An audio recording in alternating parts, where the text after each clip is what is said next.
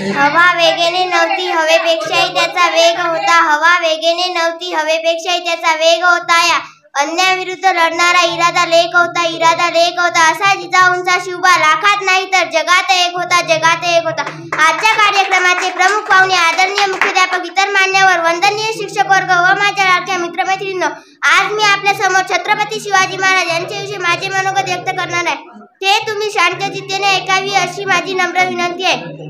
शिवनेरी किल्ल्यावर 19 फेब्रुवारी 1630 रोजी एक तेजस्वी सूर्य जन्माला आला. कडकडाट सनई चौघडे वाजले. साऱ्या आसमंतात आनंदाची उधळण झाली.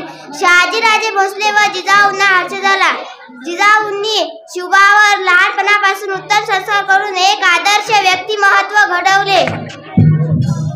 शिवरायांनी बालवयातच आपले स्वराज्य निर्मितीचे स्वप्न पाहिले. प्रत्यक्षात त्या दृष्टीने घोडदौड केली. स्वराज्य निर्मिती करताना त्यांना अनेक अडथळे आले, पण ते डगमगले नाही.